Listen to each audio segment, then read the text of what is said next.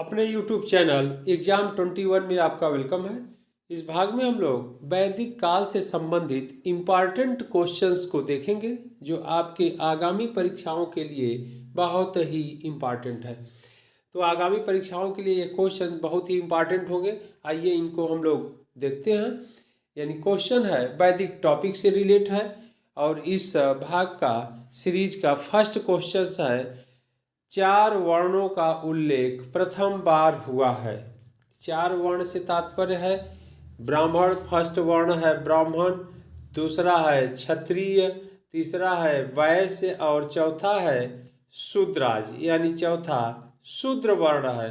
यानी ब्राह्मण वर्ण, क्षत्रिय वर्ण, वैश्य वर्ण और शूद्र वर्ण।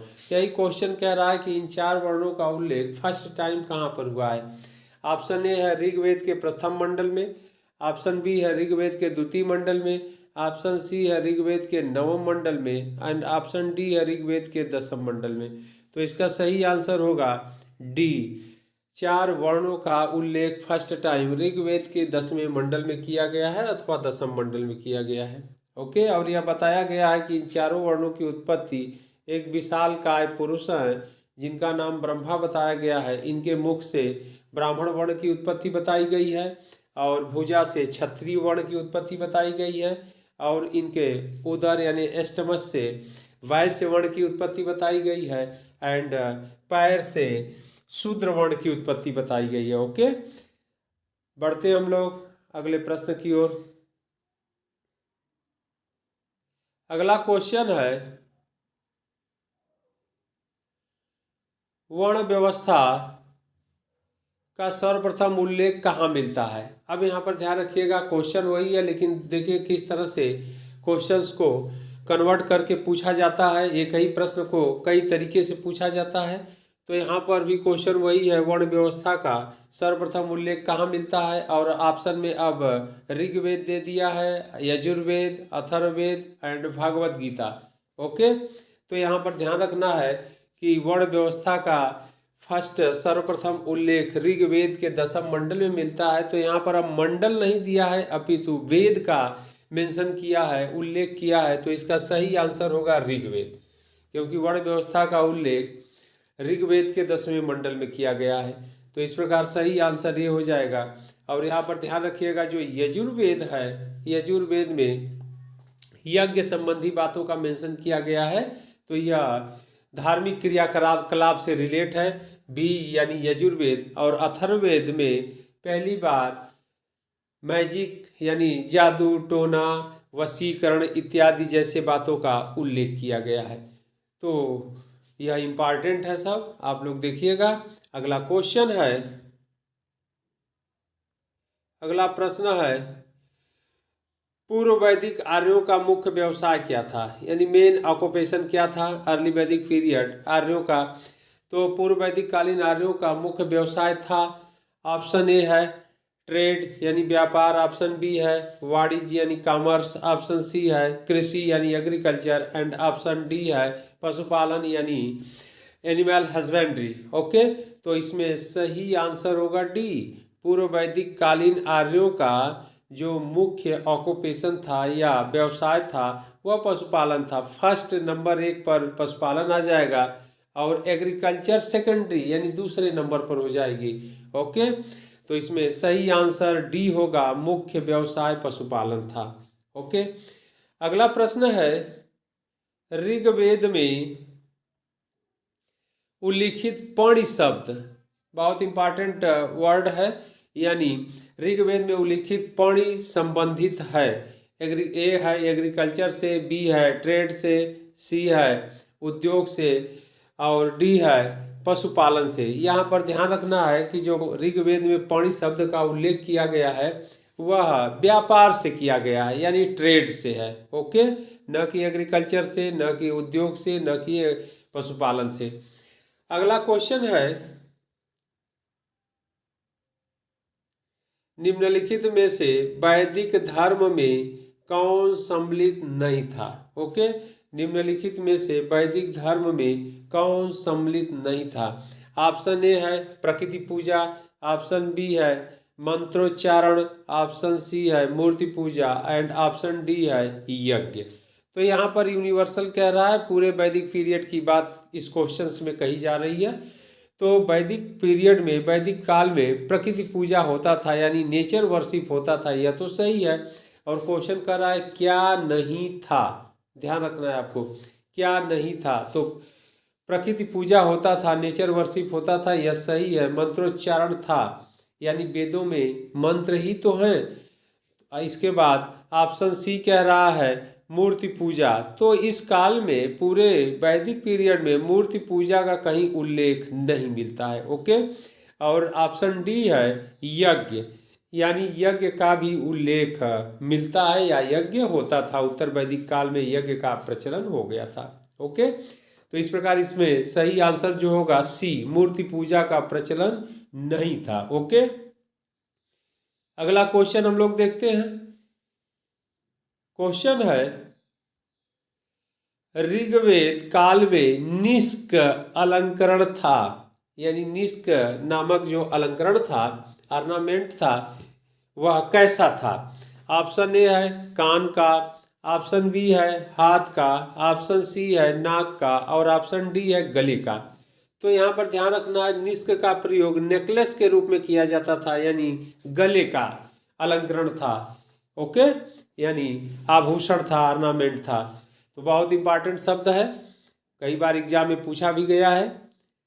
बढ़ते हम लोग अगले प्रश्न की ओर। अगला क्वेश्चन है गायत्री मंत्र संबोधित है, यानी गायत्री मंत्र का जो उल्लेख है यह किसके लिए किया गया है, किस देवता को समर्पित है। क्वेश्चन यही पूछ रहा है। ऑप्शन ए है मित्र को, ऑप्शन बी है वरुण को, ऑप्शन सी है सविता को, एंड ऑप्शन डी है इंद्र को। ओके, तो इसका सही आंसर होगा सी, गायत्री मंत्र सविता को समर्पित है। और गायत्री मंत्र का उल्लेख ऋग्वेद के 3रे मंडल में किया गया, यानी 3rd मंडल में किया गया है। ओके, बढ़ते हम लोग अगला क्वेश्चन की ओर। क्वेश्चन है यह निम्नलिखित कथन और कारण पर विचार कीजिए, यानी रीजन सेशन से संबंधित यह आपका क्वेश्चन है। तो इस पर हम लोग विचार करते हैं, इसको देखते हैं। निम्नलिखित कथन और कारण पर विचार कीजिए तथा दिए गए कोड से सही उत्तर का चयन कीजिए। ओके, कथन है ऋग्वैदिक काल में ग्रामीण सभ्यता थी। ओके, कारण है, रीजन है, ऋग्वैदिक काल में कृषि एवं पशुपालन मुख्य व्यवसाय था।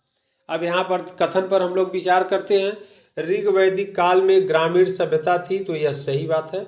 उनका जीवन ग्राम्य जीवन था, ग्रामीण परिवेश में वह रहते थे। और कारण कह रहा है ऋग्वैदिक काल में कृषि एवं पशुपालन मुख्य व्यवसाय था, मेन ऑक्यूपेशन था, यह भी सही है। यानी कथन और कारण दोनों सही है, और दोनों एक दूसरे की व्याख्या भी कर रहा है। ओके, तो इसलिए ऑप्शन कह रहा है, कूट पर हम लोग विचार करते हैं आंसर पर।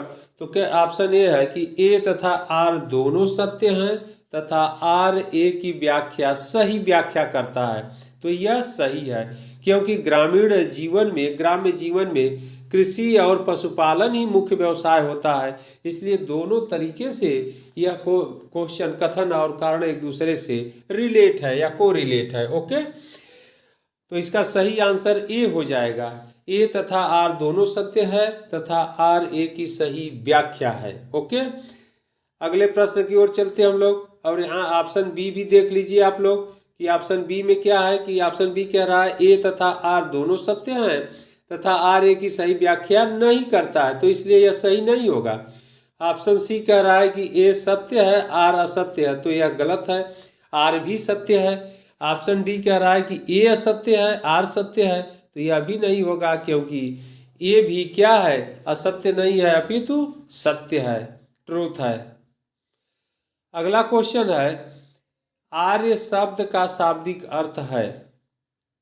आर्य शब्द बहुत इंपॉर्टेंट टर्मिनोलॉजी है। आर्य शब्द का शाब्दिक अर्थ है, ऑप्शन ए है विद्वान, ऑप्शन बी है श्रेष्ठ, ऑप्शन सी है योद्धा, और ऑप्शन डी है यज्ञ करने वाला, तो इसका सही आंसर होगा बी श्रेष्ठ।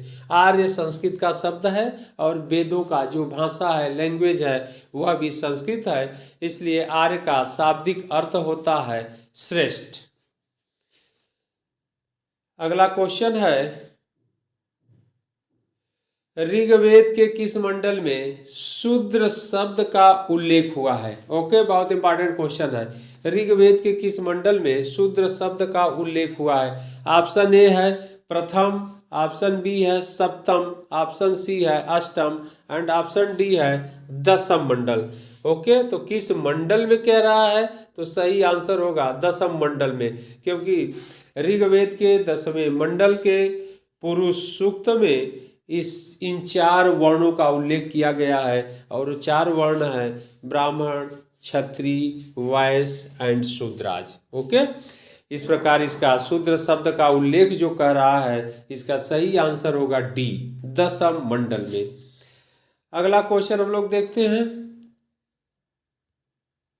क्वेश्चन है, निम्नलिखित में से कौन वैदिक समाज में प्रचलित नहीं था? तो वैदिक समाज में प्रचलित नहीं था, उसको हम लोगों को इसमें से निकालना है। ऑप्शन ए है विधवा विवाह, ऑप्शन बी है बहुपत्निकता, ऑप्शन सी है प्रेम विवाह एंड ऑप्शन डी है सती प्रथा। तो यहाँ पर ध्यान रखना है, विधवा विवाह होता था यानी विडो रीमैरेज था। ओके, बहुपत्निकता यह भी था, और सी कह रहा है प्रेम विवाह यह भी था। स्वयंवर जैसी व्यवस्था या सिस्टम वैदिक काल में था, वैदिक समाज में प्रचलन में था।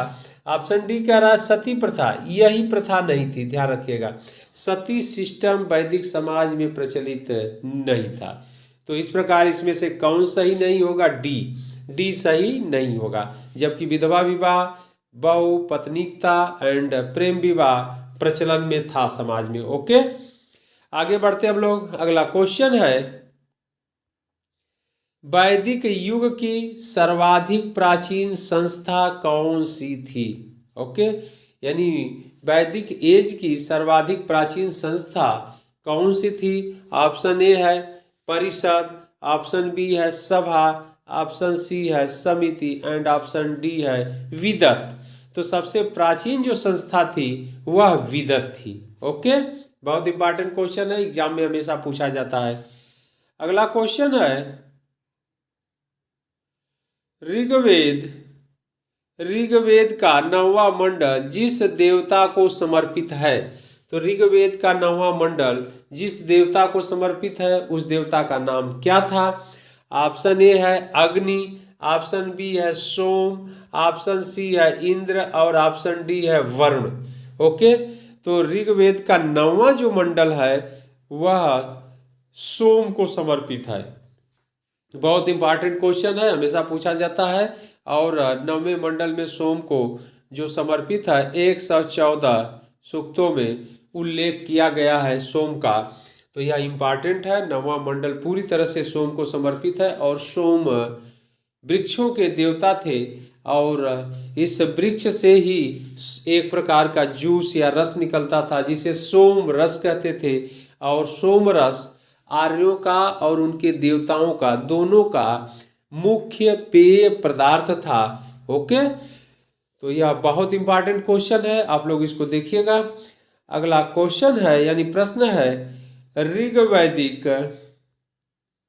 ऋग्वैदिक देवताओं का उल्लेख मिलता है। बहुत इंपॉर्टेंट क्वेश्चन है, ऋग्वैदिक देवताओं का उल्लेख किस इंस्क्रिप्शन पर यानी अभिलेख पर मिला है? ऑप्शन ए है सहबाजगढ़ी में, ऑप्शन बी है जूनागढ़ अभिलेख में, ऑप्शन सी है भितरी अभिलेख में, और ऑप्शन डी है बोगज कोई अभिलेख।